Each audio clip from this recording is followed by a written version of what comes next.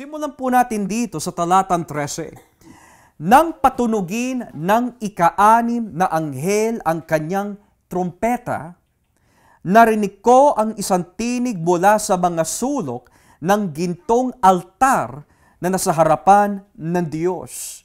Now let's pause here for a moment.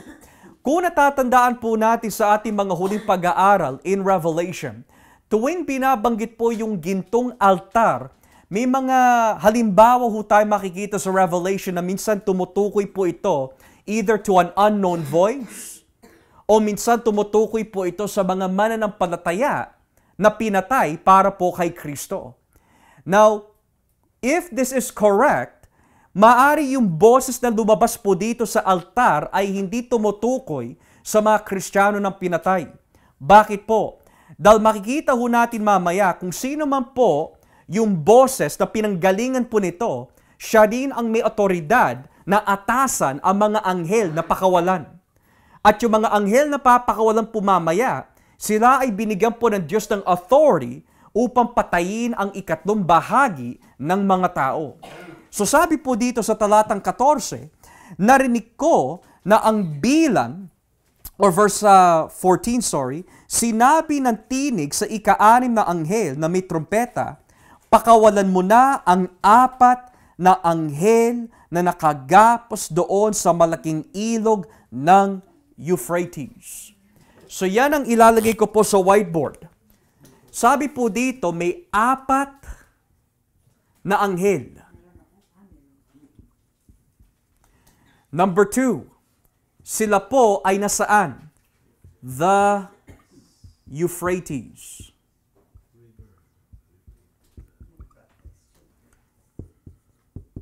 Okay? Now, in the book of Revelation, madalas po binabanggit yung mga anghel ho dito. Pero dito, there is a specific number, 4. The last time na nakita po natin na may 4 na anghel in our last few studies, ay makikita po in chapter 7. Dahil in chapter 7 ng Revelation, kung ating po babasahin, may 4 din na anghel na binanggit po dito, kaya lang, meron po silang ibang function. Sabi po dito sa talatang 1 ng Revelation chapter 7, pagkatapos nito, nakita ko ang 4 na anghel na nakatayo sa 4 na sulok ng mundo, pinipigil nila ang 4 na hangin upang walang hangin umihip sa lupa, sa dagat o sa alinmang punong kahoy. So, yung 4 ng anghel na binabanggit po sa chapter 7 verse 1, nasaan po sila? O sabi po na Biblia, sila po ay nakatayo sa 4 na sulok ng mundo. At ang ibig sabihin po noon, bitbit po nila yung galit ng Diyos upang parusahan po ang sinumang walang tatak ng Diyos. So it's a universal judgment. Pero yung binanggit po kanina sa chapter 9 verse 14, yung 4 na anghel na yan ay maaari, hindi sila yung binabanggit sa chapter 7 dahil ang lugar ng 4 na ito ay nasa Euphrates River. Now, here is what I want to focus on. Bakit napaka-specific yung ilog na ito? Dahil sa Biblia, maraming ilog eh. There is the Jordan River. And then alam po natin that kapag pinag-aralan po ang Genesis chapter 2, nung nilikha po ng Diyos ang Garden of Eden, may 4 na ilog or rivers that was surrounding it. May Tigris, and then nabanggit din po doon the Euphrates River.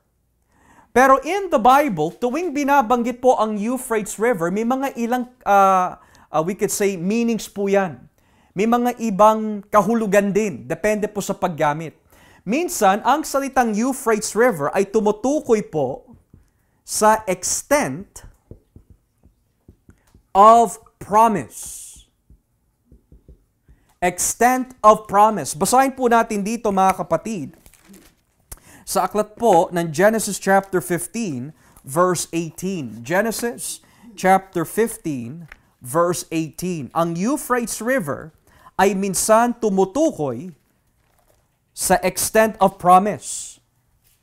Genesis chapter 15 verse 18. Tignan niyo po ang sinabi ng Diyos kay Abraham. Sabi ho dito, Sa araw na iyon, gumawa ng kasunduan ang Panginoon kay Abram. Sinabi niya, ibibigay ko sa mga lahi mo ang lupaing ito mula sa dulo ng ilog na hangganan ng Egypto hanggang sa malaking ilog na Euphrates. Okay? So sabi ho dito, in Genesis 15, verse 18, na yung pangako po ng Diyos kay Abraham ay aabot lamang hanggang sa River Euphrates. Hindi lalampas doon. Hanggang doon lang. Now, the question might be, bakit ang extent ng pangako ay aabot lamang sa Euphrates? Bakit hindi kailangan lumampas? Dahil makikita ho natin mamaya, may nilalarawan pala kung ano po ang mangyayari kapag lumampas sa Euphrates. So tignan po natin dito mga kapatid, sa aklat ng Isaiah chapter 7. Isaiah chapter 7, talatang 20. Bakit hindi po pwede na lumampas sa Euphrates? Isaiah chapter 7, verse 20. Tignan niyo po ang nakalagay dito mga kapatid.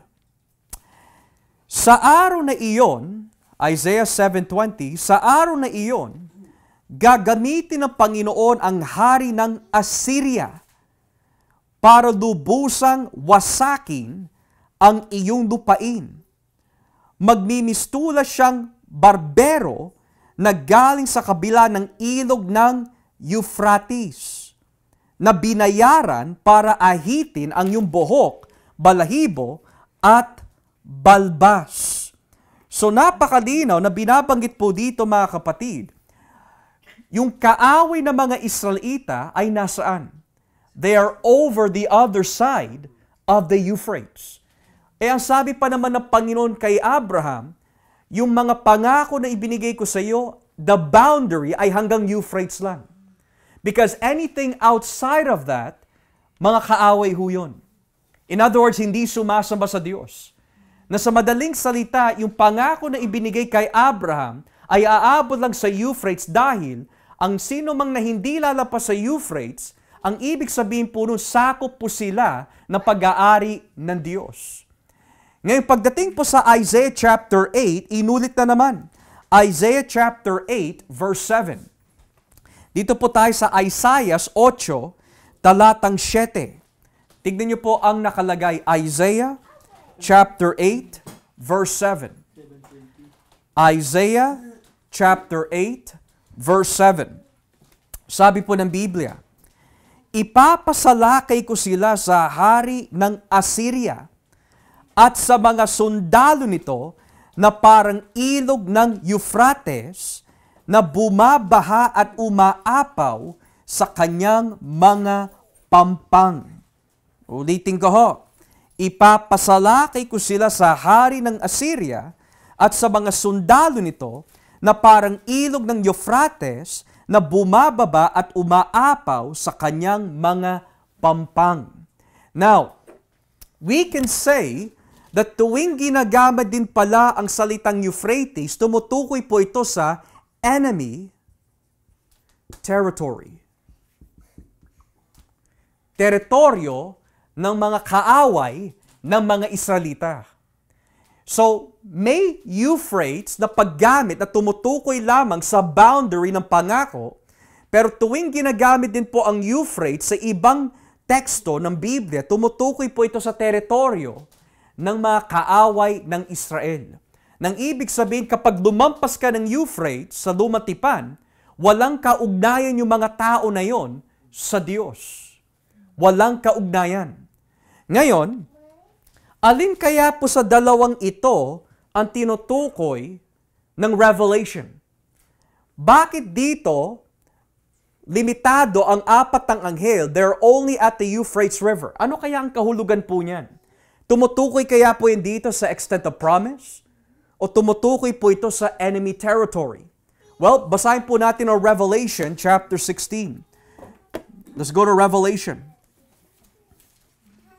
chapter 16. At dito po tayo sa talatang 12. Revelation chapter 16 verse 12. Tignan po natin kung paano gamitin po yung salitang Euphrates. Sabi po dito sa Revelation 16 verse 12. Ibinuhos ng ika-anim na anghel ang laman ng kanyang sisidlan sa malawak na ilog ng Euphrates. Natuyo ang ilog upang makadaan doon ang hari mula sa silangan. At nakita ko lumabas mula sa bunganga ng dragon, ng halimaw, at ng huwad na sinungaling na propeta, ang tatlong masasamang espiritu na para mga palaka.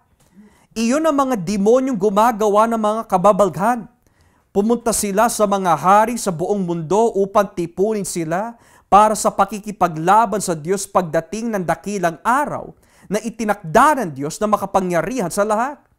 Ang lugar na pinagtipunan sa kanila at sa kanilang mga sundalo ay tinatawag na Armageddon sa wikang Hebreo. So dito, kitang-kita ho natin mga kapatid, kahit po yung salitang Euphrates o yung ilog ng Euphrates, kapag ginamit pala po ito sa Revelation, may kaugnayan pala ho siya sa gera, digmaan. So ngayon, hindi po pwede ito yung tinutukoy doon, kundi ito. Kasi ang tanong ano po ba ang function ng mga anghel?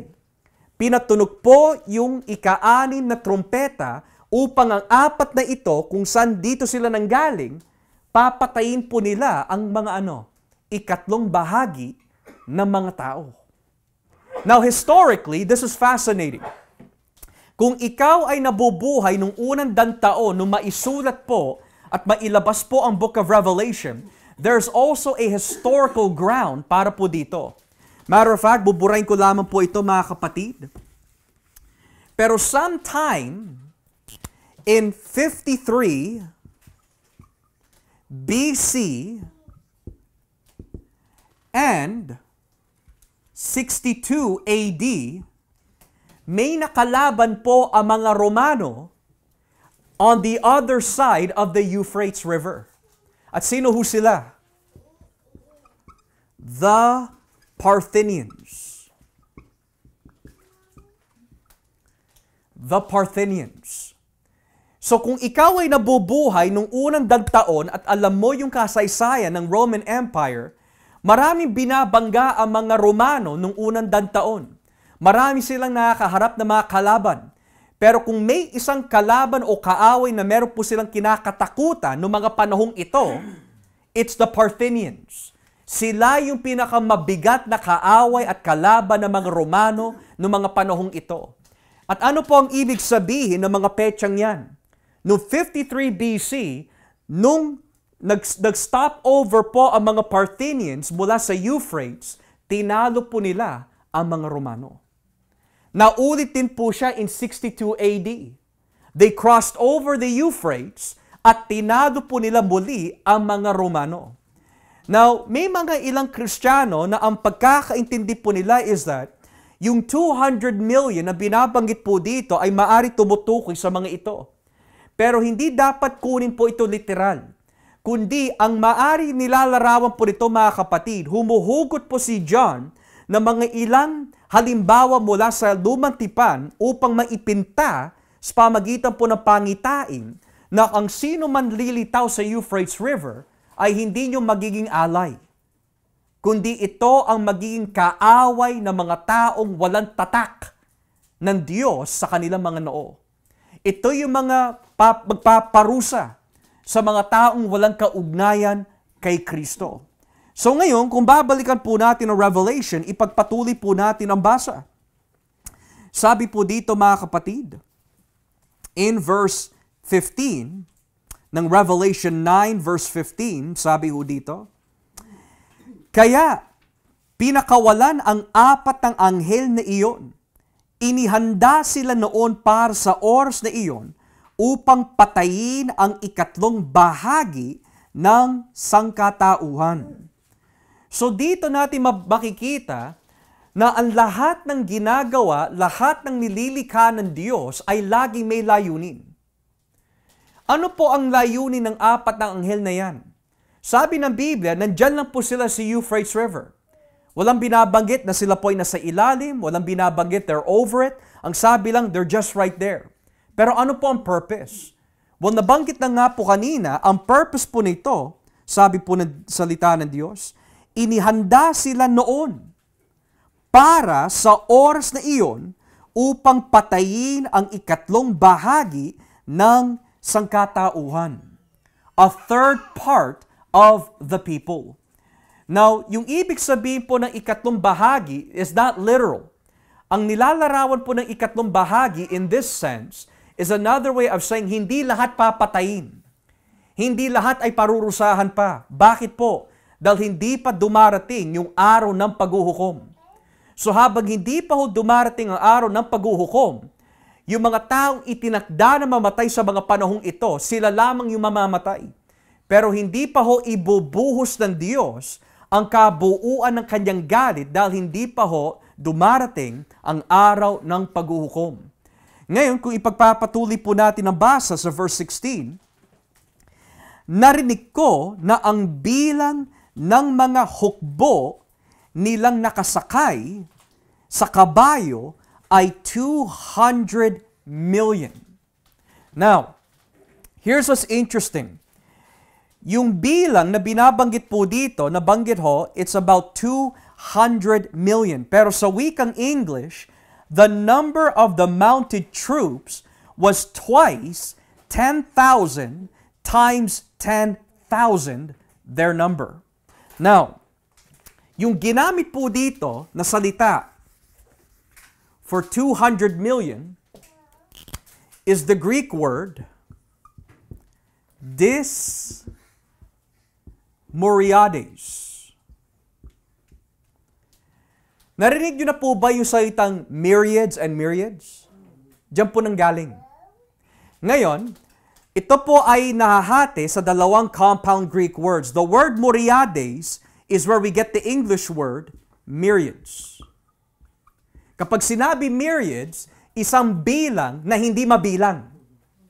Pero kapag ginatungan po yung salitang dis, which means 20, ang literal po niyan is 20 myriads. 20, or we could say multiple zeros times 2. So lalampas pa sa 200 million. Hindi mabilang. Kaya yung sa NIV, tama po yung kanilang pagkasalin dahil sinabi nila 20 thousands times thousands times thousands. In other words, hindi mabilang yung mga gagamitin ng Diyos upang parusahan ang mga masasama. So sabi po dito, ang hukbo nilang nakasakay sa kabayo ay 200 million or twice 10,000, 10,000s. Okay? Verse 17. At nakita ko sa pangitain ko ang mga kabayo at ang mga nakasakay nito. Ang mga nakasakay ay may mga pananggalang na pula na tulad ng apoy, asul tulad ng sapiro, at dilaw na tulad ng asupre. Ang ulo ng mga kabayo ay parang ulo ng leon, at sa bibig nila ay may lumalabas na apoy, usok, at asupre. So let's pause here for a moment. Ngayon, nagbibigay po ng description. You have here an army. Pero ano po ang itsura ng army na yan? The head is what? Like a lion. Pero I want to pause here for a moment dahil nung pinatunog po yung ika-6 na trumpeta, ang una ho natin nakita ay yung 4 ng anghel. Pero bakit pagkatapos po na sila po ay pinakawalan mula sa Euphrates, hindi na sila binanggit? Ang nabanggit ay yung army na. Biglang lumitaw itong army na 200 million, isang bilang na hindi mabilang po ng mga tao. Bigla po siyang lumitaw pero nawala po yung 4 ng anghel. Now may mga ilan na nagsasabi that maaari yung 4 ng anghel kasama po nila ang mga ito nung pinatunog na po nung ika-6 na trumpeta, magkasabay makasabay daw sila. Pero maaari mga kapatid, that yung apat na anghel nito, sila yung masasabi natin namumuno sa army. They are the head of the army. Yun ang pananaw po ng ilan. Whatever the case might be, what we do know is, yung apat na anghel at ang army na lumitaw, sila ang gagamitin po ng Diyos para parusahan po ang mga wala kay Kristo Jesus. And notice this, yung ulo po nila ay parang leon. I want you to keep that in mind. Ipagpatuloy po natin ang basa. Verse 18. At sa pamagitan ng tatlong salot na ito, ang apoy, usok at asupre, namatay ang ikatlong bahagi ng mga tao.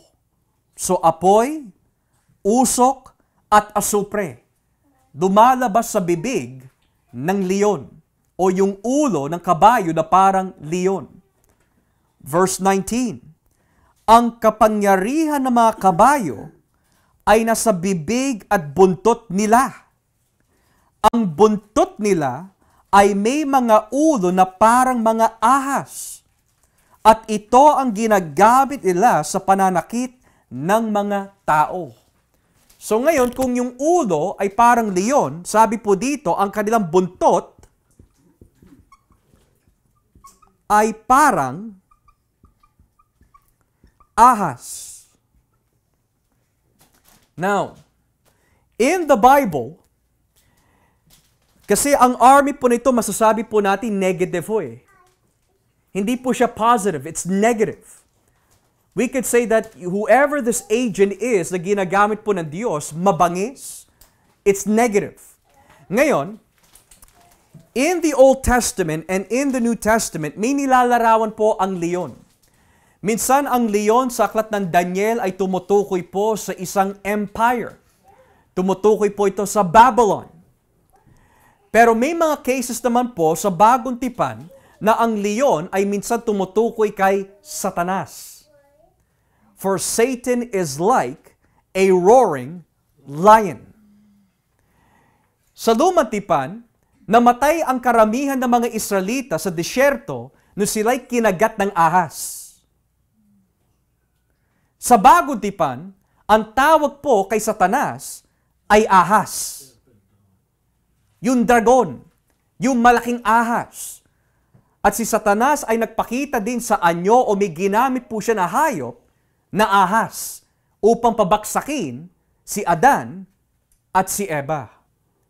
Pero ang sabi po ng Biblia, ang kanilang ginagamit upang hangakin ng mga tao ay ang kanilang mga bibig. Bibig. Now, ano po lumalabas sa bibig po ng leon? Apoy, asupre, at usok. Pero ano po yung lumalabas sa bibig ng ahas? Kasi sabi po dito sa verse 19, ang kapangyarihan ng mga kabayo ay nasa bibig at buntot nila. Ang buntot nila ay may mga ulo na parang ahas. At ito ang ginagamit nila sa pananakit ng mga tao. Na mapapaisip ka mga kapatid namatay ang ikatlong bahagi ng mga tao dahil sa mga dumalabas sa bibig nung mga kabayo na parang may ulo ng leon. Pero sabi din po ng Biblia, ginagamit po ng kanilang mga buntot upang saktan ang mga tao masasama. So, ano po ba ang atake ng ahas? Kasi hindi naman to pwede gawin literal Hindi rin pwede gamitin yung leon bilang literal. Meron po siyang nilalarawan. In the Bible, kaya tinawag po si Satanas bilang ahas dahil ang ginagamit po niya upang hamakin ang mga tao patungo sa impyerno ay ang dila. In other words, ginagamit po niya ang kapangyarihan ng pagsisinungaling at sa pagbibigay pandaraya sa mga tao. In other words, sino po yung madadaya ng mga panahong ito? Hindi ang mga Kristiyano dahil sumasa atin ang banal na Espiritu. Yung mga taong madadamay sa kasinungalingan ni Satanas hanggang mahulog po sila sa impyerno ay yung mga taong walang tatak ng Diyos sa kanilang mga noo. Ang mga taong wala kay Kristo. Kaya mapapasin po natin mga kapatid, bakit maraming tao ay nadadaya sa kasinungalingan? Maraming tao nadadaya sa maling aral. Maraming tao nadadaya sa mga maling reliyon. Makikita ho natin milyon na mga tao po na Muslim, Katoliko Romano, Jehovah Witness. Bakit sila nadadaya sa ganitong klaseng mga paniniwala? Dahil ayon po sa iprinisinta po sa atin sa Biblia, ang ginagamit po ni Satanas ay yung kasamaan po niya upang dayain ang maraming tao. Minsan nakakarinig po tayo, ako'y lumaki sa ganitong paniniwala at mamamatay ako sa ganitong klaseng paniniwala. Yan ang pinapakita sa atin ng Biblia. May mga tao na papatayin sa pamagitan po ng pandaraya dahil po sa maling aral, maling doktrina, at bibit-bitin po nila ito hanggang sa kanilang kamatayan. Nang ibig sabihin, hindi nila pagsisisihan ang kanilang mga maling aral. Hindi nila pagsisisihan ang kanilang maling paniniwala. And how do we know na may kinalaman po ito sa maling paniniwala? Pagpatuloy po natin ang basa sa talatang 20. Revelation 9 verse 20. Tignan niyo po ang nakalagay. Ngunit ang mga tao na natitirang buhay ay ayaw pa rin tumalikod sa mga Diyos-Diyosan ginawa nila. Patuloy pa rin sila sa pagsamba sa masasamang espiritu at mga ribultong yari sa ginto, pilak, tanso, bato, at kahoy. Now, ang tanong po dito, kung ang tao po ay mamamatay, ayon po sa sinasabi ng Revelation, dahil sa pandaraya ng kaaway, na ginagamit din po ng Diyos bilang ahente upang matupad ang kanyang plano, ano kaya ang mga paniniwala po nila na hindi nila kayang isuko kung saan dinaya sila ni Satanas? Well, nabanggit po kanina, ano po yung mga bagay na ayaw po nila isuko? Ang pagsamba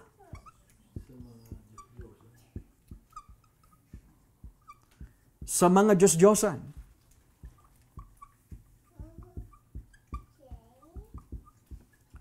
Pangalawa, ano pa ho yung isa pa?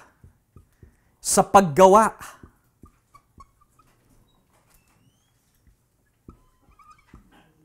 ng mga ribulto.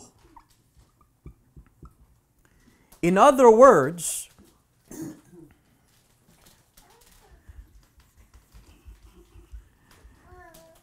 ang pagsamba sa mga demonyo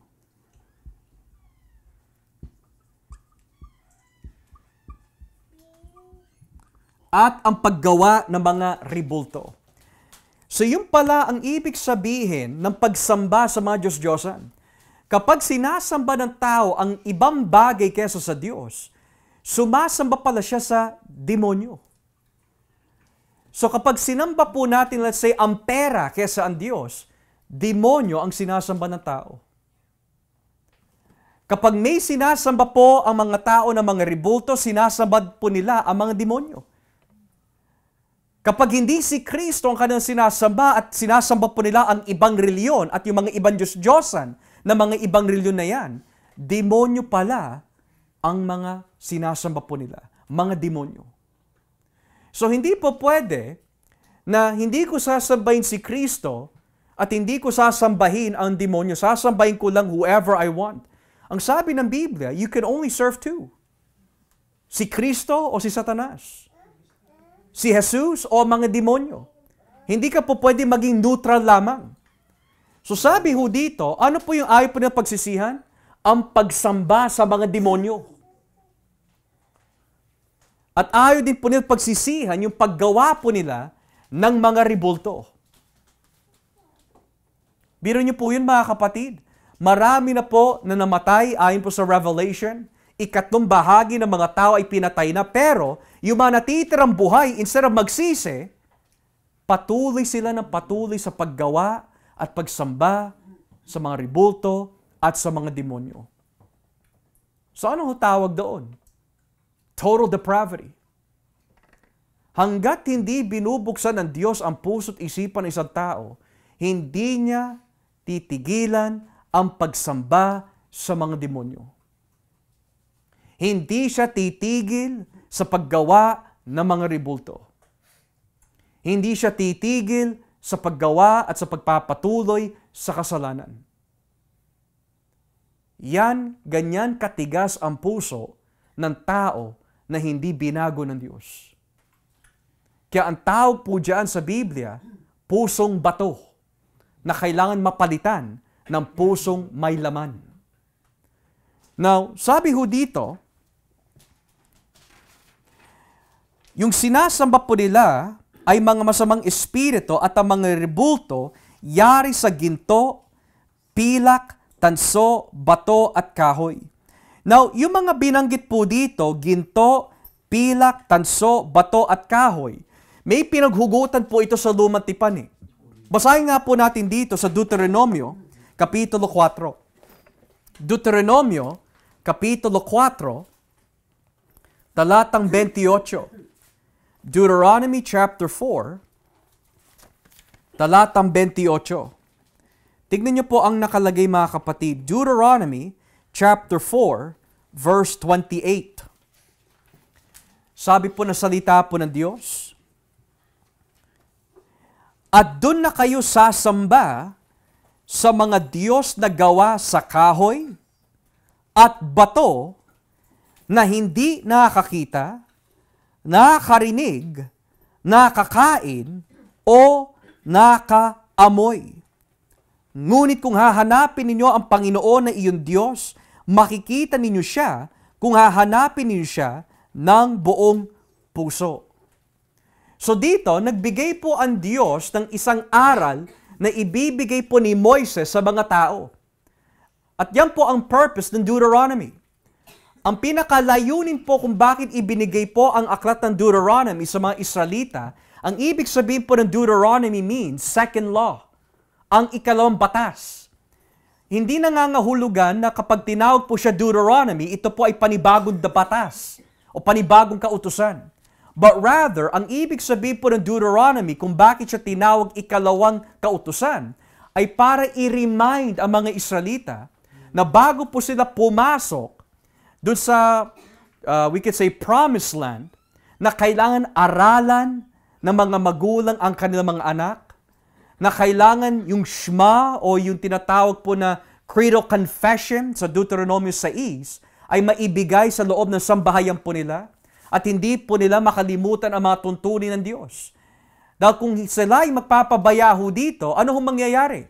Doon sa binanggit po kanina sa Deuteronomy 4, kung magpapabaya si Moises, kung magpapabaya ang mga Israelita, kung magpapabaya ang mga magulang sa kanilang mga anak, sa kanilang paglaki, sila po ay mahihikayat ng mga ibang bansa upang sambahin ang mga ibang Diyos-Diyosan. So sabi ho dito, hanapin ninyo ang Diyos. Or else kung hindi mo hahanapin ng Diyos, sasambahin ninyo ang mga Diyos-Diyosan na ginawa sa ginto at kahoy, na hindi nakakarinig, hindi nakakalakad, hindi nakakaamoy. Buot pa ho dito sa Jeremiah chapter 1, sa Jeremiah chapter 1, talatang 16, tignan niyo po ang nakalagay. Jeremiah chapter 1, verse 16. Sabi po ng salita ng Diyos sa Jeremiah chapter 1 verse 16, parurusahan ko ang mga mamamayan ko dahil sa kasamaan nila.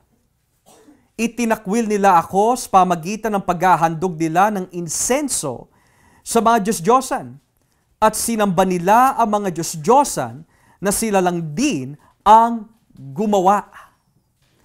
Now, kung tatanungin po natin, gaano po ba kabulag ang isang tao na hindi, masasabi ho natin, binuksan pa ang kanilang isip at puso ng Diyos?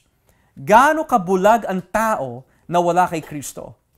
Ayon po sa Jeremias, sa sobrang kabulagan po ng mga tao, mismo yung mga bagay na ginawa po nila mula sa kanilang mga sariling kamay, sinasamba po nila.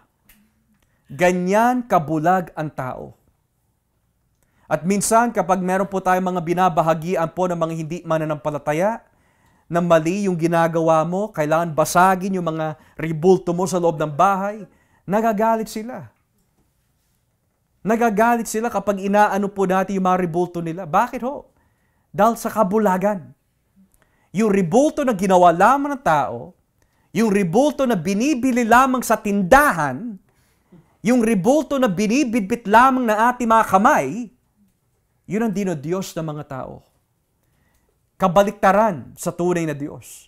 Dahil ang Diyos ang naghugi sa atin. Ang Diyos ang bumili sa atin. At ang Diyos ang siyang bumibitbit sa atin. Ganyan kabulag ang tao.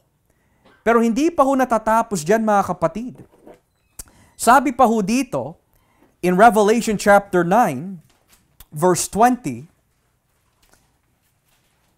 sa Revelation chapter 9, verse 20, pagkatapos po nabanggitin yung pagsamba sa masasamang espiritu at ang mga ribultong yari sa ginto, pilak, danso, bato at kahoy, tignan niyo po ho, ang mga ribultong ito ay hindi nakakakita, hindi nakakarinig, at hindi nakakalakad. Now, kung ikaw ay palabasa ng lumang tipan, does that sound familiar? Hindi nakakarinig, hindi nakakita, hindi nakakalakad. Saan yun sa Salmo? Basahin po natin dito sa Salmo 115. Salmo 115. At dito po tayo mga kapatid sa talatang 3. Salmo 115 verse 3 hanggang 7. Psalm 115 verse 3 to 7. Ito po ang nakalagay. Sabi po ng Biblia, ang aming Diyos ay nasa langit at ginagawa niya ang kanyang nais. Ngunit ang kanilang mga Diyos ay yari sa pilak at ginto na gawa lang ng tao. May bibig sila, ngunit hindi nakakapagsalita. May mga mata, ngunit hindi nakakakita. May mga tenga, ngunit hindi nakakarinig. May ilong, ngunit hindi nakakaamoy. May mga kamay, ngunit hindi nakakahawak.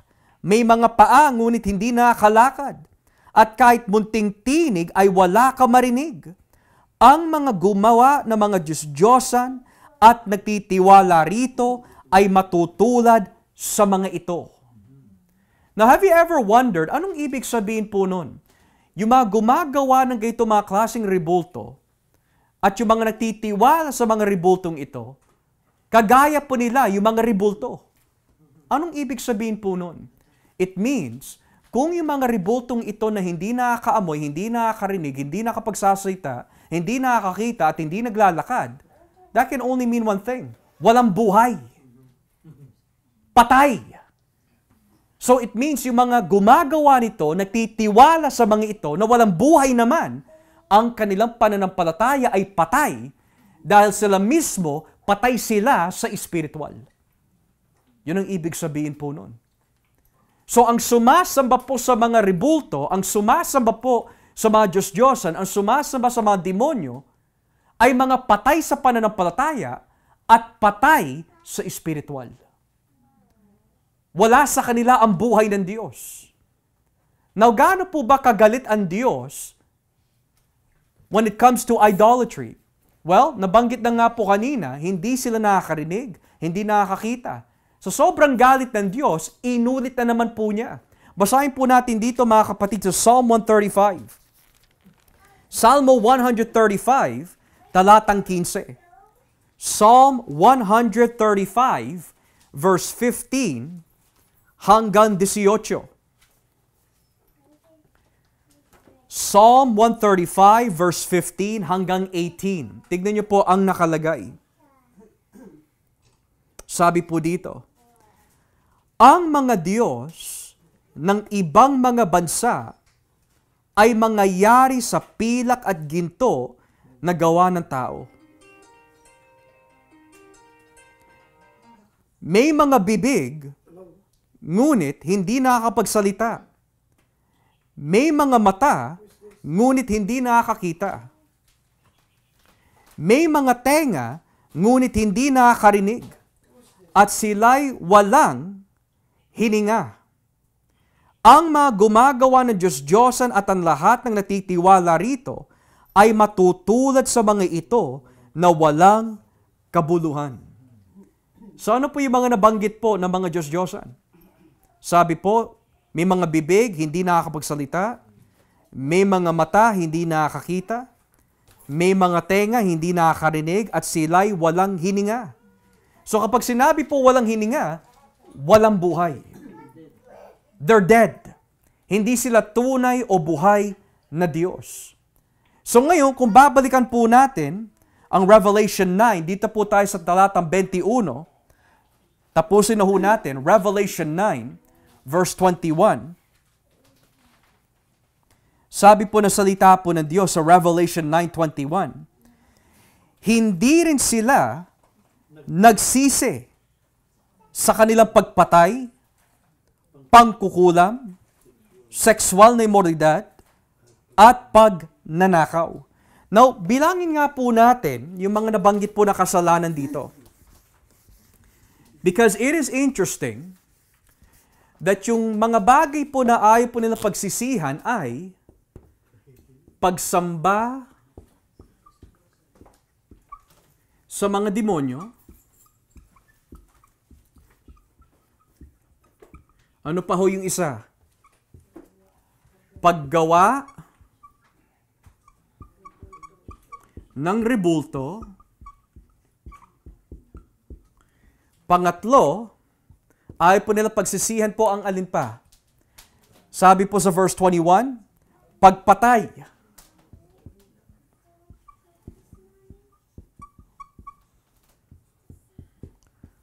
Pangkukulam.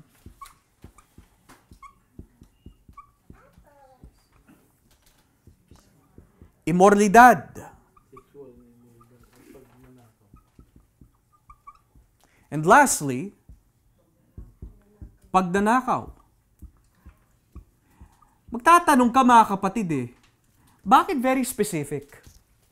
No? Walang mga ibang binabanggit po dito kundi yung very specific na mga kasalanan na hindi pinagsisisihan ng mga tao. Why was that mentioned? Well, himayin po natin. Ang bawat isa sa mga ito may kinalaman sa 10 utos. Basahin nga po natin ang Exodus 20 at tignan po natin kung may nilabag po ang mga ito sa 10 utos. Basahin lang po natin Exodus 20. Okay? And let's begin at verse 3. Tignan po natin kung ano po nakalagay at himayin po natin maigi kung may kinalaman po ito sa 10 utos. Exodus 20 verse 3. Sabi ho dito, huwag kayo sasamba sa ibang mga Diyos maliban sa akin. Well, ano po ang ginawa ng mga ito? Sumamba sa mga demonyo. Verse 4, huwag kayong gagawa ng mga Diyos-Diyos sa anyo ng anumang bagay sa langit o sa lupa o sa tubig. Huwag ninyo itong paglilingkuran o sasambahin dahil ako ang Panginoon na iyong Diyos na ayaw na may sinasamba kayong iba. Well, ano po bang ginawa nila? Gumawa sila ng rebulto. Ngayon, ibaba po natin ang basa. Dito po tayo mga kapatid sa talatang 13. Huwag kayong papatay. Ano po bang ginagawa ng mga ito? Pumapatay. Pangalawa, sabi po ng Biblia sa talatang 16, verse 16, huwag kayong sasaksi ng hindi totoo sa iyong kapwa. Ito'y tumutukoy sa pangkukulam. Bakit po siya pangkukulam? Now, I want to emphasize here because this is interesting. Yung ginamit po na salita po dito sa wikang Griego is the Greek word pharmakon.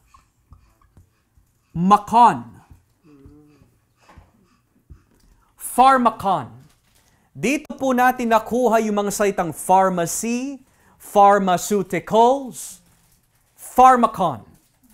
Now, tuwing ginagamit po yung salitang pharmacon sa luma at sa bagong tipan, may kinalaman po ito sa magic, spells, sa pagbibigay ng maling impluensya, o madalas tumutukoy sa pandaraya.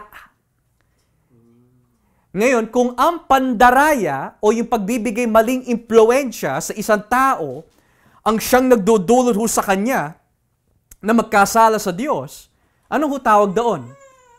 Kasinungalingan. Yan yung binabanggit dito sa talatang 16, huwag kayong sasaksi ng hindi totoo sa iyong kapwa. So yan ang ibig sabihin po ng pangkukulam sa panahon po na yon. Gumagawa po sila ng magic, umiinom po sila ng mga potions, nagbibigay po sila ng maling impluensya, nagsisinungaling po sila sa kanilang kapwa, kaya ang tawag po dito, pangkukulam.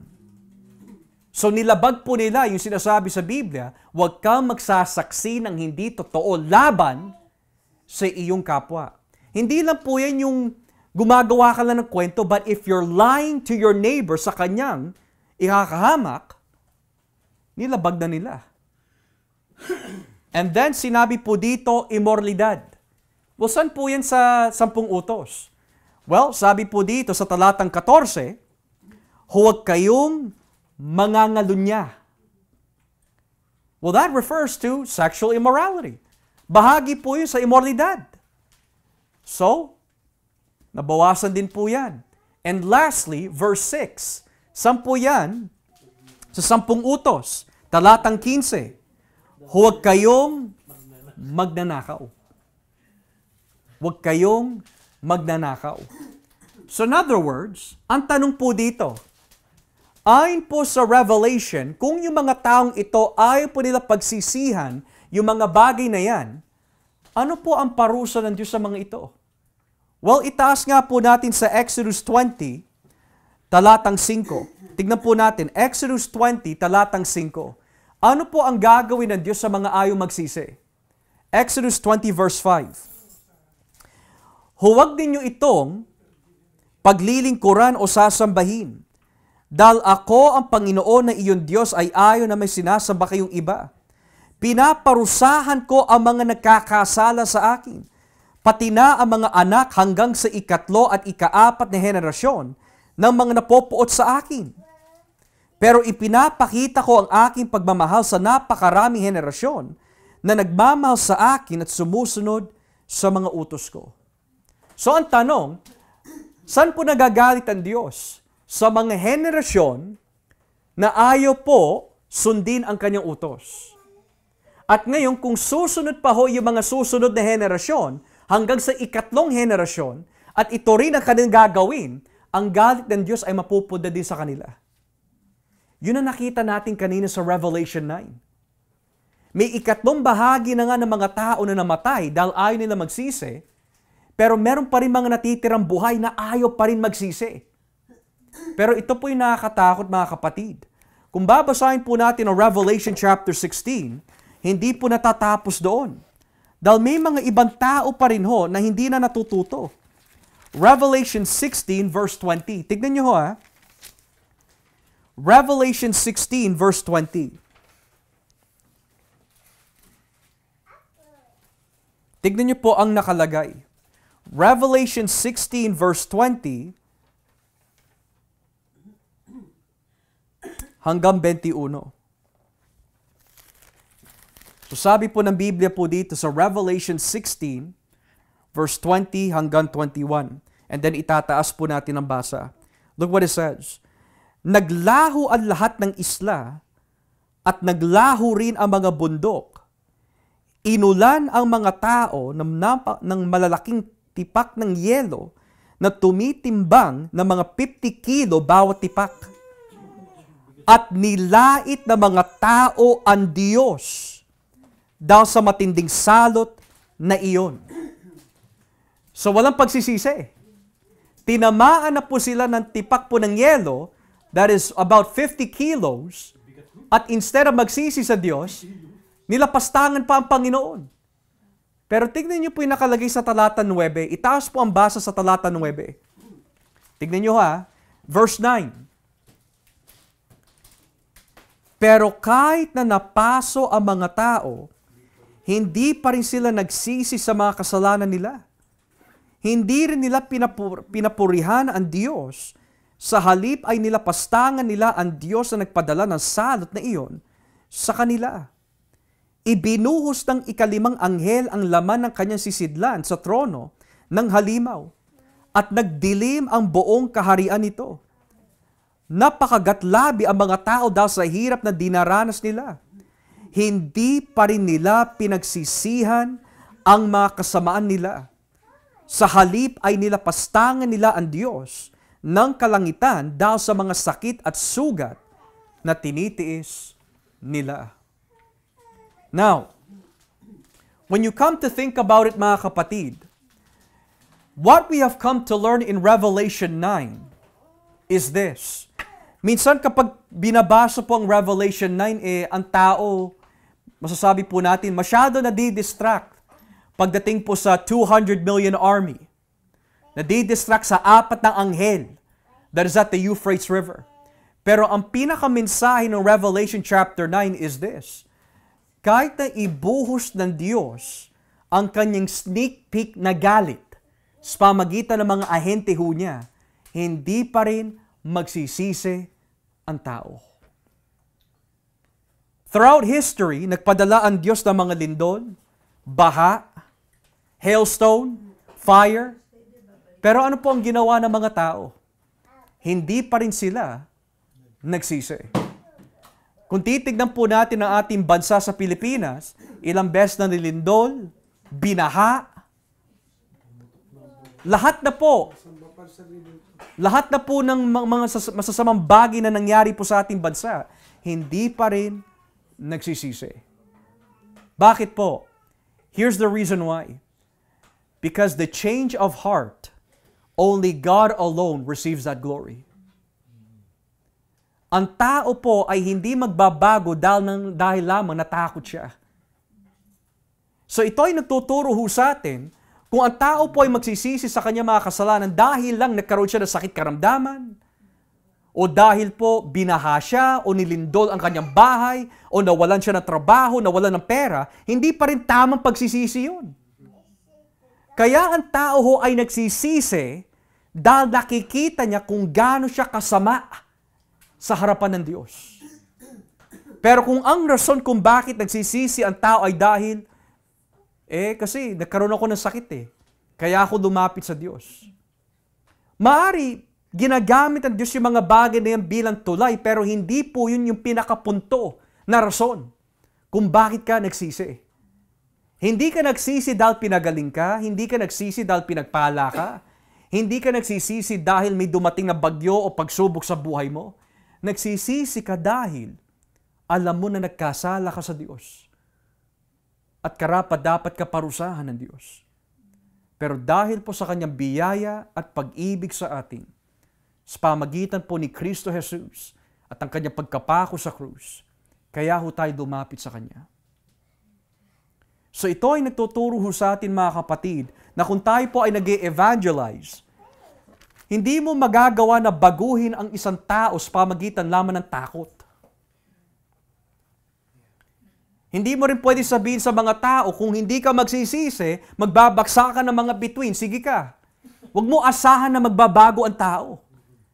Pero kung sasabihin mo na nagkasala ka sa Diyos, hayaan mo ang Espiritu Santo ang siyang kumilos. Dahil wala ho tayo magagawa na baguhin o maibigay po ang pagsisisi sa isang tao hanggat hindi binubuksan ng Diyos ang kanyang puso.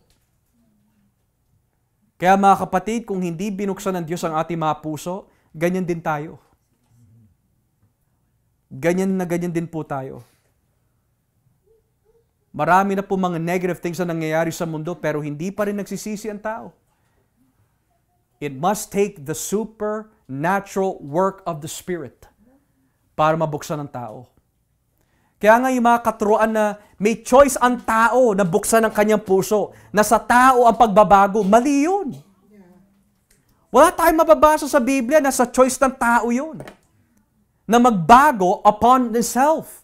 Hindi magagawa ng tao with his own free will na baguhin ang kanyang sarili hanggat hindi siya pinapalaya ni Jesus.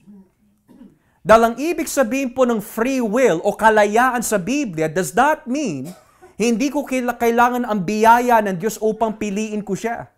Ang ibig sabihin po ng kalayaan sa Biblia ay ito. Habang tayo po ay alipin ng kasalanan, at hanggat hindi pa tayo pinapalaya ng Diyos sa ating pagiging alipin sa kasalanan, ang ating kalayaan ay nakatuon lamang sa paggawa ng kasalanan. Kaya nga, malinaw na tinuturo sa atin ng ating Panginoon, walang makakalapit sa akin kung hindi siya palalapitin ng Ama. Anong ibig sabihin nun na walang makakalapit sa akin?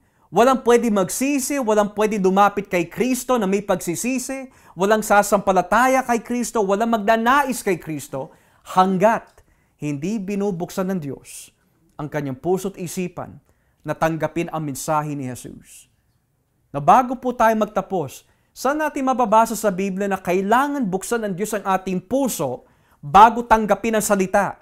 Hindi ko pa kayang buksan ang aking sariling puso para tanggapin ang salita? Hindi ho. Basahin natin dito sa Gawa 16.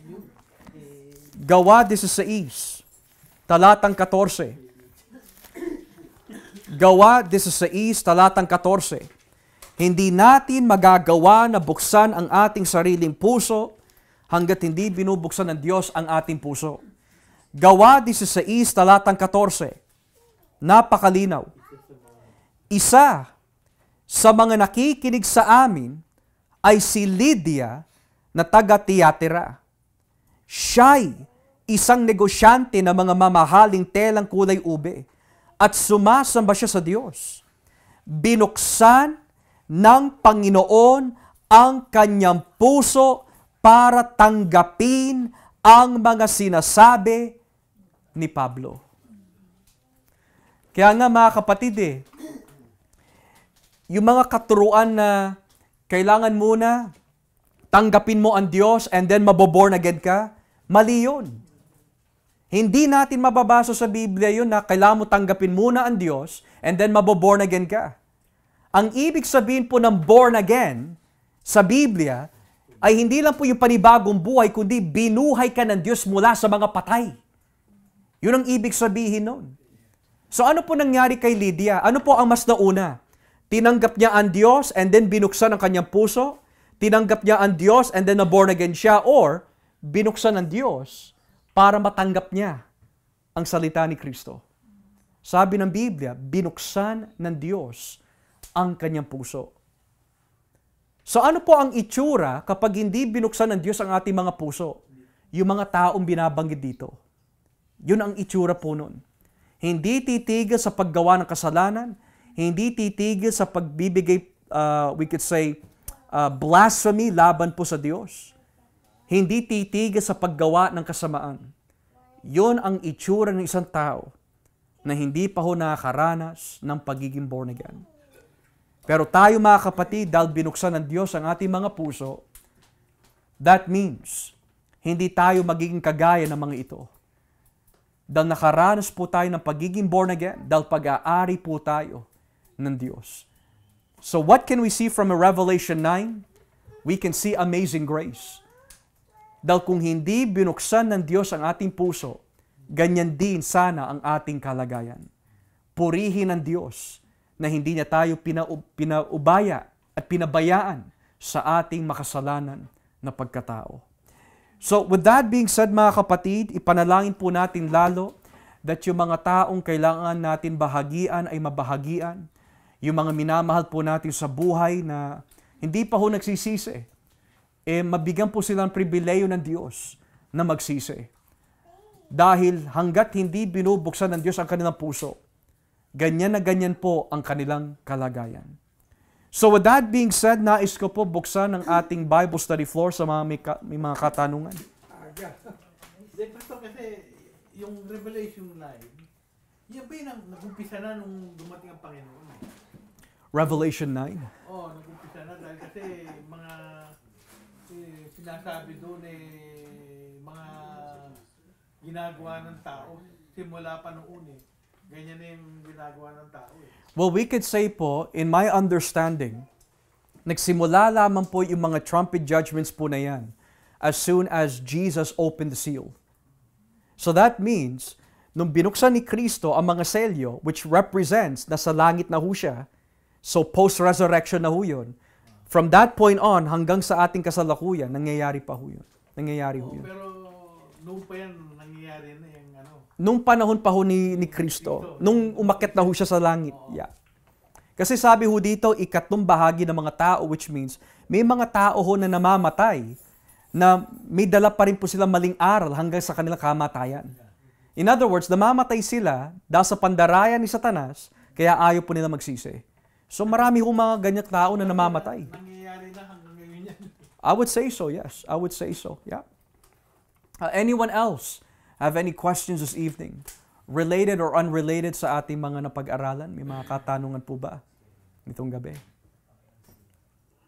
Related or unrelated sa ating mga napag-aralan? May mga katanungan po ba? Sa Pastor, meron pa ako tanong. Yung anim na binanggit, yan lang ba yung pinakamalala na kinasutuklaman ng Diyos? O pati yung iba pang utos na nababanggit doon sa Exodus 20? Well, kung titignan lang po natin Revelation 9, yan lang po yun. Sa Revelation 9, yan lang po yun. Pero I don't know kung ano pa masihigit po dito Kasi di ba yung pinakaunang utos doon huwag kang sasamba So that is one of the greatest forms of rebellion and unbelief na pwede gawin ng tao. So dahil po sa pangsamba po nila sa mga Diyos-Diyosan, yan ang naging bunga po nun. Tulad nangyari doon sa Sinai na gumawa sila ng rebulto ng buya. Kasi hindi sila nagtiwala ho sa Diyos So yan po ang magiging bunga kapag ibang Diyos ang pinaglingkuran mo. Which in this case, false God. False God ho yun. Okay? Anyone else have any other questions sa ating pag-aaral? Any questions related or unrelated sa ating mga pinag-aralan? You have a question, bro? So, Pastor, katulad po nung nasabi nyo na, di ba, hindi porket ayun nga, pinagaling ng Diyos ang tao o pinagpala in a certain way na it's an equivalent sa kaligtasan kagaya ng halimbawa, lumipat ka lang sa ibang church or you say you hold on to a reformed theology o dating nasa ganito kang katuruan pero ganito na hanggat wala talaga yung pagsisisi hindi pa rin yun ibig sabihin ng kaligtasan. Hindi yun ang katambas nun kasi kumbaga parang ganito tang to sa mga tao makamundo sasabi nila hindi na ako nagsisigarilyo, hindi na ako umiinom pero ibang bisyo namang ginagawa lumipat lang sa panibagong So, posible din na mangyari yun sa loob ng church. Not necessarily our church, but in general. Where, pag nabago lang ang kanilang pangunawa theologically, pero wala din yung pagsisisi sa kanilang mga kasalanan, it's still not enough. It's still not enough. So, we could say that hanggang walang pagsisisi sa kanilang mga kasalanan, hindi yun ang katumbas ng kaligtasan. No? Okay? Very good. Bro, you had a question? Pastor, hindi naman sa maituon sa like doing charting or newspaper eschatology or something. Pero na-mention mo kasi I think more than a month ago na yun, I think we were still in the third or fourth seal, na there were certain details kunwari on the fourth seal na hindi pa nangyayari. Sure. But is there like a way, kagaya yan, we're already in the sixth seal sa chapter 9, pero some of these things are technically happening already. So, is there a definitive way to like Look at it chronologically? I wouldn't say track, kasi nga recapitulation to mga to different angles. We can't, it's not like linear. Hindi mo makikita. Siguro sa point ng history natin, nasa pang-ilang series na tayo. Yes, yeah. We can't do that, right? Kasi No. nga, there's certain things na hindi pa nangyayari and certain things na may nangyayari na. Yeah. Am I understanding that correctly? No, yes. So, when we read Revelation, you do not go by order of events. Yes. You go by order of visions. Yeah. So kapag sinabi order of visions, that means yung nabanggit po dito sa Revelation 9 may have been some form of the same vision na nabanggit sa nakaraan, but in a different form. In a different form. So, the reason why hindi natin pwede basahin ang Revelation chronologically of order of historical events, dahil kung ganon, it's gonna be parang not in order. Pero hindi ganon ang form ng apocalyptic literature. Dahil ang Revelation na isulat siya as apocalyptic literature, ang gawain ng apocalyptic literature is nagbibigay siya ng mga presentation not in order. Kumbaga, nagbibigay siya ng presentation na ito ang ibig sabihin ng judgment. Ito rin ang ibig sabihin ng judgment. Ito rin ang ibig sabihin ng judgment, pero iisa lang ang kanilang mensahe. So, we always want to read by order of vision, not events. Order of vision and not events, yeah. I just wanted to clarify kasi nga, if we fall into that trap, talagang magiging newspaper yung eschatology natin eh. Kasi Yeah. I just found it funny na banggit kasi Euphrates eh. Di ba sa ibang chapter na banggit yung Euphrates na river, na usually talagang nagtutuyot yung river na yun eh. Pero di ba may vision din na pag nawala na yung pagtuyot, nagkaroon ng tubig, yun na yung katapusan. Pero Battle of Armageddon. yeah, so like people are speculating right now. It's like almost like a cycle na tumutuyot. Pero ang nakikita lang ng tao kasi nga doon natutuon yung pansin nila imbis na yung buod na Yeah. na kumbaga yung lesson talaga nung passages. Natutuon yung pansin ng tao, nagkakatubig na sa Euphrates, sabihin parating na sa Yeah. So hindi natin pwedeng to view Revelation that way. And we cannot deny that in history, may mga nababalitaan talaga that the Euphrates River did dry up. But the problem is, if it just dried up, pero hindi kasama yung 200 million demon army, hindi kasama yung mga palaka na lalabas sa bibig ng dragon, it is still not fulfilled prophecy. Yung nilalarawan talaga ng pag-dry up ng ilog na yon in Revelation 16, ay tumutukoy yan ulit sa lumang tipan that there is a great battle na mangyayari. So, yung Revelation 16 na binasa natin is another picture of the second coming of Christ, the final battle. Yun ang nilalarawan nun. I wouldn't go too much into it. Matter of fact, yung binasa natin kanina na 200 million na nakasakay sa kabayo, may mga newspaper eschatology na itinuturo nila. This is a reference to China. Yeah. Kasi ang China daw, they have that amount of people. Yeah, that's right. Meron naman nagsasabi, India. Kasi India, multi-billion din sila eh. So, ang tanong doon why does it have to only be China? Why does it have to be India? Or why not just India? Bakit may China pa? And I think that kapag masyado tayo literalistic sa ating pangunawa, we miss the point. Meron naman nagtuturo doon sa Revelation 12 na yung malaking dragon, which represents Satan, tumutukoy din yan sa China kasi ang emblem daw ng China na hayop is a dragon. So, kapag ganun yung ating eschatology at we try to place it in modern events, maliligaw tayo. We must always view the Bible in its first century context. Yeah. Kumbaga, We missed the point. yeah. We missed the point. Yeah. Question, Pastor. Yung nabanggit mo noon, yung regarding bakit pinahintulutan pa ng Panginoon na itong mga masasamang to tumagal pa sa lupa. Ang sabi mo na binibigyan pa sila ng pagkakataon na magsisi. Ngayon, regarding dumasa hindi ba alam na naman ng Diyos kung sino yung magsisisi at sino yung hindi. So, yan ba merong ito ba tumutukoy lang to sa mga elect na hindi pa nagsisisi? No, this is only sa mga hindi mananampalataya. So, bakit pinahintulutan pa ng Panginoon na buhayin pa yun yung mga talagang ayaw na magsisi at binibigyan pa rin ng pagkakataon na magsisi, wala namang pagsisisi. Yeah, that's a very good question. We can say that may tinatawag po sa theology the decretive will of God and the expressive will of God. Kapag sinabi decretive, merong inutos ang Diyos at yun ay talagang mangyayari.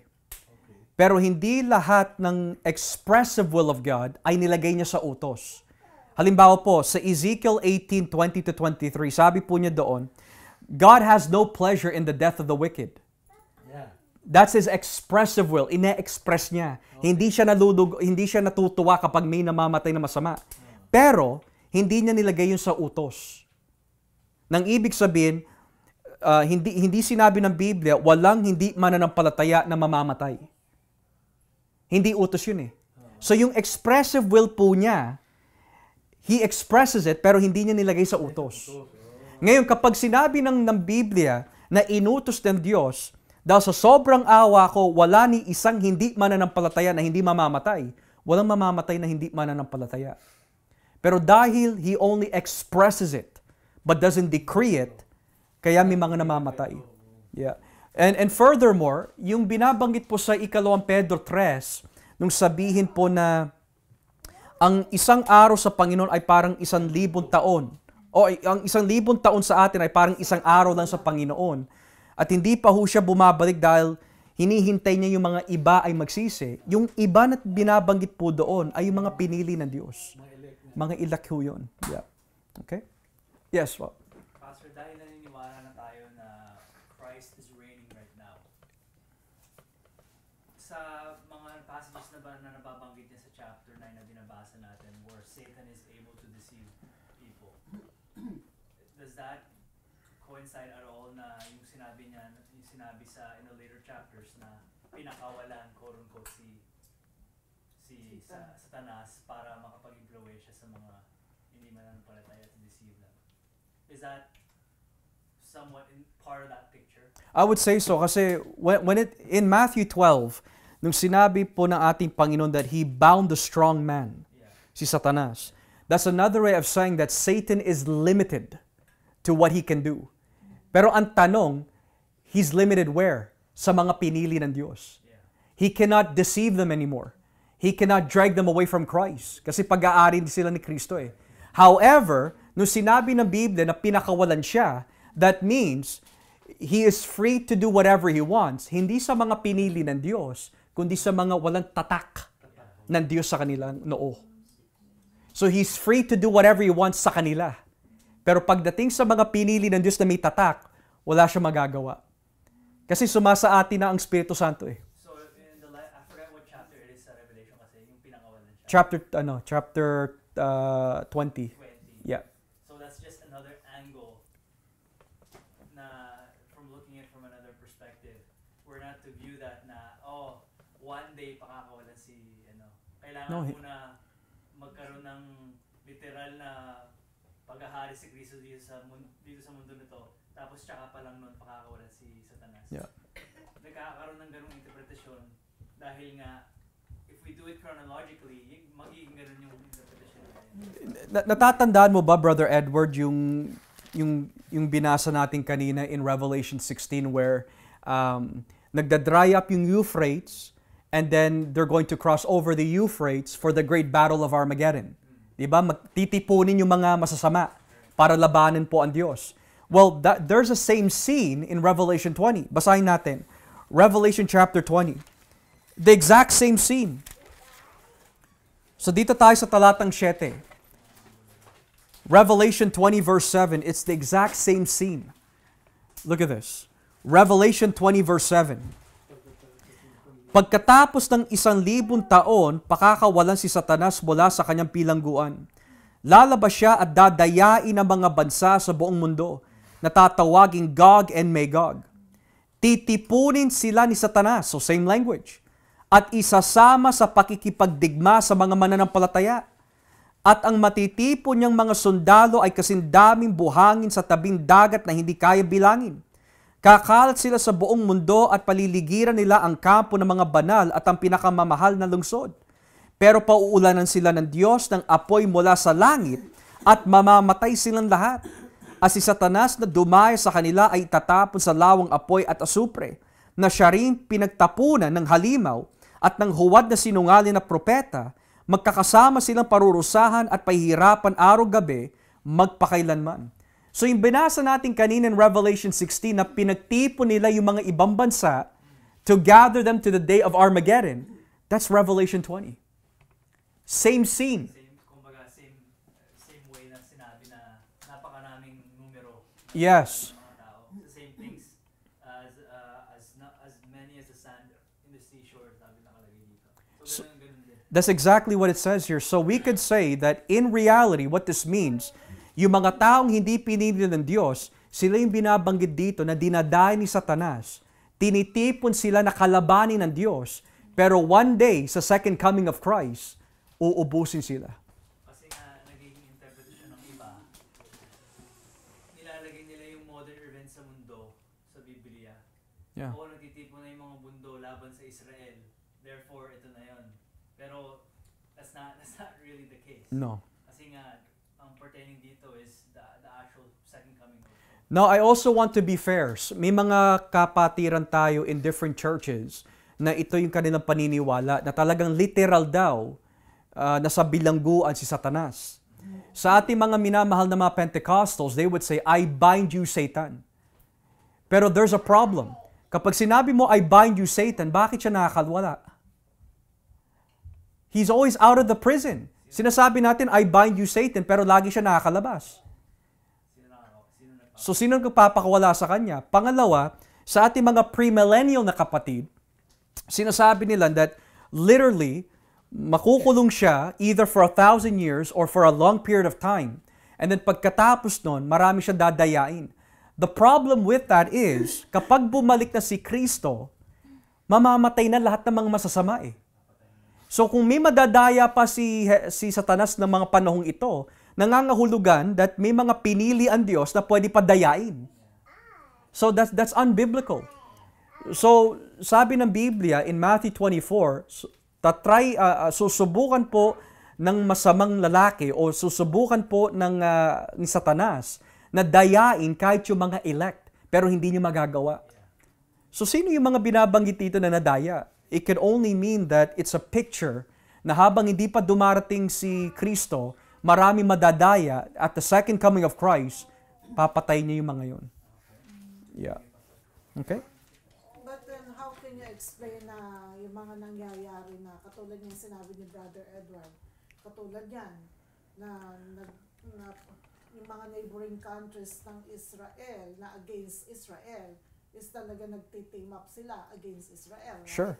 So, paano natin paano ba yun na hindi pa talaga yun ang Yung fulfillment. yung fulfillment. Well, we could say, let's go back to history. When you look at the Old Testament, this is not the first time na nilibot po ang mga Israelita. A lot of nations have already fought against Israel. And then when we go in recent times, if we go back 1940 to 1948, was it the 7-year war, 7-day, 6-day war? So may mga ilang bansa that also fought against Israel. But I think that we have to understand, sa lumang tipan, ginamit ng Diyos ang Israel hanggat hindi pa dumarating ang Mesiyas. Ngayon na dumating na po ang Mesiyas, sino na yung tunay na Israel? Yung bansa ng Israel ngayon na hindi nila tinatanggap si Kristo o yung mga sumampalataya kay Kristo? So when we say that God has a plan for Israel, we have to be clear which Israel are referring to.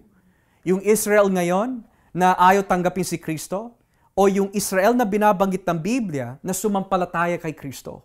So ang tunay na Hudyo na binabanggit po sa Roma 2 ay hindi yung Hudyo sa laman kundi yung sumampalataya kay Kristo. So we can say that may mga pinili ang Diyos sa Israel na hindi pa sumasampalataya that one day lalapit, pero hindi yung buong bansa lalapit kay Kristo. So that's why the Lord is still protecting Israel because of the people there na pinili pero hindi pa totally surrendered sa Panginoon. We could say that, but there's also a lot of Jews dying too. Kasi not only is God preserving the elect Jews, but He's also not preserving yung mga hindi tunay na mananampalataya. So there are Jews that are preserved, but there's also a lot of Jews dying. Right? So I want to be careful here. when the Bible talks about true Israel, hindi po siya puro Hudyo lang. Hudyo at Hentil na sumampalataya kay Kristo. Yun ang tunay na Israel. Okay? Ngayon, kung hindi pa ho dumarating si Kristo, then we could say that yung bansa ng Israel, they are God's people to a certain extent. Pero now dumating na po si Kristo, at meron po siya mga binabago na Hudyo at Hentil, sila yung tinatawag na eschatological Israel. Sila yung tunay na Israel na binabanggit po sa Biblia. Okay? Very good. Anyone else po have any other questions? Pastor, yung ugali ni Satanas ay ginamit din ng Panginoon, no? Yung pagiging deceiver niya. Oh, yes. Kaya yung bandang huli, ginamit siya para i-deceive yung mga tao. Nabanggit nga doon sa Revelation 9, yung buntot, saka yung ulo ng leon. Absolutely. Matter of fact, sabi po dito sa 2 Tesalonica 2, talatang 11, babasahin ko lang po isa sa inyo. 2 Thessalonians 2 verse 11. Kaya pababayaan na lang sila ng Diyos sa matinding pagkalinlang para maniwala sila sa kasinungalingan. Nang sa ganoon, maparusahan ang lahat ng ayaw maniwala sa katotohanan at nagpakaligaya sa kasamaan. So ang tanong, sino ang nagbigay ng pahintulot kay Satanas na dayain ang mga ito? Ang Diyos po. So bakit po pinintulutan ng Diyos? Dahil yung mga ito, ayaw na talaga magsisi. Kaya ipinaubaya ho sila. Yeah. Yeah. So yung pagpapaubaya ng Diyos sa kanila, that's judgment. Judgment ho yun. At sorry po, minsan tinatanong ho natin bakit may mga kasalanan kagaya ng kabaklaan, hindi naman nanganganak po ang mga bakla pero dumadami. And a biblical answer is this. Sa Roma 1, kaya nagkakaroon ng increase ng kabaklaan dahil ipinaubaya ng Diyos ang isang bansa to a homosexual revolution as judgment. So, judgment po ng Diyos yun. Yeah. Okay? Any other questions bago po tayo magtapos? Any other questions? Sister Jan? Yung ano lang po, so yung Israel, lahat po ba ng Israelites, or ano, so hindi po lahat ng Israelites ay safe po? Diba? Hindi po yung buong bansa ay maliligtas. And I'll just read to you the reason why. Babasahin ko lamang po sa inyo, Sister Jan, para makita po natin mismo yung sinabi ni Pablo bilang Hudyo na hindi lahat ng mga Israelita ay mananampalataya o anak ng Diyos. Sa Roma 9, talatang 6, sabi po dito, hindi ito nangangahulugan na hindi natupad ang mga pangako ng Diyos dahil hindi sila sumampalataya, sapagkat hindi naman lahat na nagbula kay Israel ay maituturing na pinili ng Diyos. At hindi rin naman lahat na nagbula kay Abraham ay maituturing na mga anak ni Abraham. So ngayon, ang kasagutan po doon, kung may mga ilan na pinili lamang na Hudyo na maging anak ng Diyos, then sino po yung mga Hudyo na maililigtas? Kaya sabi po dito sa Roma 11,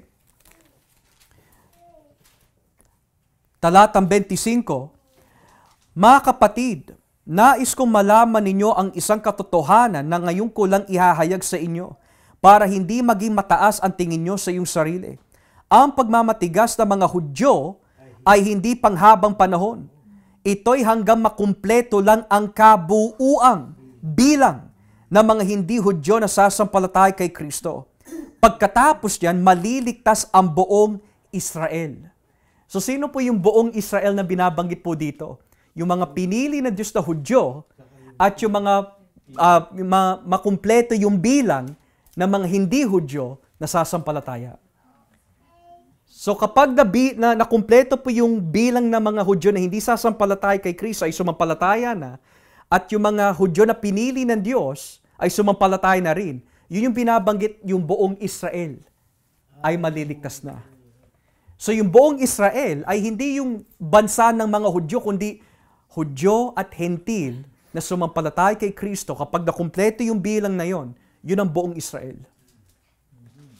Kasi malinaw ho, sapagkat, sabi ho dito, napakalinaw. Sabi ho dito, hindi panghabang panahon, ito'y hanggang makumpleto lang ang kabuuang bilang ng mga hindi Hudyo na sasampalatay kay Kristo. Pagkatapos niyan, maliligtas na ang buong Israel. So bakit pa kailangan banggitin yung mga hintil na hindi pa sumasampalataya kung hindi sila yung tunay na Israel na binabanggit sa Aklat ng Roma? Yeah. So yung hindi pala Hudyo ang tinutukoy po doon na hanggat hindi na nakukumpleto Yung bilang. hindi po yung Hindi yung buong bansa ng Israel. No.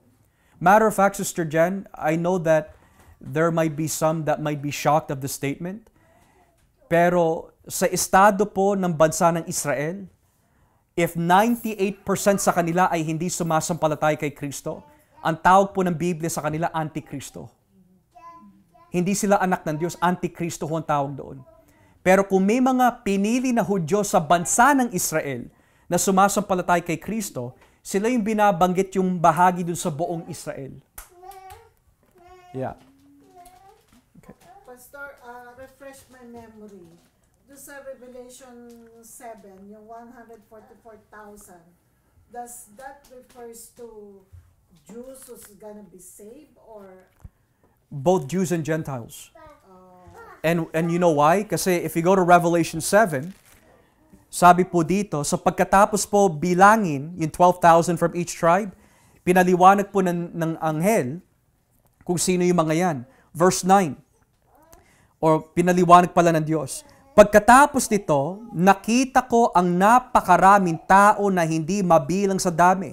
Nagmula sila sa lahat ng bansa, angkan, lahi, at wika. Nakatayo sila sa harap ng trono at ng tupa. Silang lahat ay nakadamit ng puti at may mga hawak na palaspas. So yung mga taong tinatakan from 12,000 tribes or from 12 tribes, sila yung binabanggit po dito na nagmula sa ibang bansa, ibang wika, ibang lahi. So yung tunay na Israel is not a reference to just the Jews, but Jew and Gentiles. Yeah. Basta may tanong ako. Yung sa mga Hudyo ba na sa kasalukuyan, meron pa bang mga Hudyo na hindi pa nakakakilala sa Panginoon na tinawag o pinili ng Diyos? Meron po, basta pinili po ng Diyos, sasampalataya po siya sa tamang panahon. O so meron pa hindi pa nakakakilala sa Panginoon? Absolutely po. Kaya nga sabi ng Biblia, kailangan natin mag-evangelize po eh. Kahit na sa mga Hudyo. Kahit kanino ho. Kahit kanino. Kasi yung mga pinili po ng Diyos, walang isang lahi lang yun eh. Iba. Yeah. Okay. Anyone else have any other questions? Related or unrelated?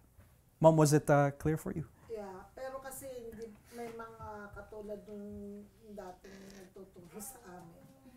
Sabi yung 144,000 Jews daw will be coming from different churches. No, that's not true. Dati ano yun That's not true. No. Hindi naman yung 144,000 Hudyo na yun, hindi naman Hudyo lang eh. Kasama ng mga Gentile doon, di ba? Kasi here's the problem po. Kung gagawin po natin yung 144,000 Jews as literal Jews, that means tinatakan lang ng Diyos ang mga Hudyo pero yung mga hintil na pinili po niya, hindi niya tinatakan. That would be a problem. So that's gonna be a problem. Pero kung ang nilalarawan po ng 144,000 Jews is a reference to both Jews and Gentiles, and napag-aralan din po natin na ang measurement po ng bagong langit at bagong lupa, or the New Jerusalem, is 12 by 144, then that means that kaya siya 144,000 dahil ito yung mga mapapabilang sa bagong Jerusalem, the new dwelling place of God. Yung ba yung literal, yung 144,000 din? Hindi ha, no. Kasi hindi po siya literal dahil sabi nga po kanina, napakaraming tao na hindi mabilang. Yeah, so hindi siya literal. No. Okay? Sabi ng 144,000. Because that's the measurement of the New Jerusalem. So in other words, the measurement of the New Jerusalem is 12,000 by 144. So there's 12 tribes, 144,000 altogether. That means, yung mga tinatakan ng Diyos, sila lang yung makakapasok in that perfect measurement of God's dwelling place. Yun ang ibig sabihin po nun. Okay? Anyone else have any other questions, brother? Aha. Last. Yung, kasi meron ako na, may naituro sa amin noon yung regarding doon sa, pagkatapos daw ng paghahari ng Diyos, meron tinatawag na natural people. Yung ba, meron bang natural people talaga na matitira? No. Kasi in Revelation 19, inubos na po ni Kristo lahat eh. Yun ang katuruan dati ng mga Pentecostal. Pentecostal. Hindi lang po Pentecostal, yung mga premillennials. Yung mga naniniwala po sa premillennialism, they would teach that sa paghahari po ni Kristo for 1,000 years, literal or not, may mga tao ho doon that are unglorified. Which is a problem kasi if you're unglorified, that can only mean one thing. Nananatili pa rin kasalanan sa iyo. So, that's why Revelation 19 is clear. Pinatay ni Kristo ang lahat ng mga masasama. Yeah. Pinaniniwalaan ba nila MacArthur din yun? I would say so. Halos lahat ng mga premillennial, they have a problem with that interpretation. Kasi ang kanilang layunin dun kung ano man yung naputol na plano ng Diyos sa kay Adan at kay Eva, sila magpapatuloy, parang nire-renew. Yun ang tinuturo dati. Yeah. Pero, no, that's not the case kasi there's no need for procreation in the new heaven, new earth. Ang hanap... Yun ang purpose ng heaven and earth Yun ang nagiging basihan. Yeah, na kaya siya mag-create dahil sabi daw, both natural and glorified people. No, that's wrong. Yung katuruan ni Dennis Dix, di ba? Yeah, it's wrong. Yeah. Can we say just to piggyback that, we cannot interpret it that way kasi nga nilalarawan ni Kristo bilang huling Adan or ikalawang Adan, tinupad niya na lahat So wala nang purpose yun kung siya na yung huling Adan. And here's another thing, sinabi na mismo ni Kristo, at the resurrection, there will be no need for marriage. So when will the resurrection take place? At the second coming of Christ. Saan patungo yung second coming? New heaven, new earth. So there will be no need for reproduction or procreation during that time. Okay? Okay, so kung wala na po tayong katanungan, tayo na po ay magbigay puri po sa ating Panginoon.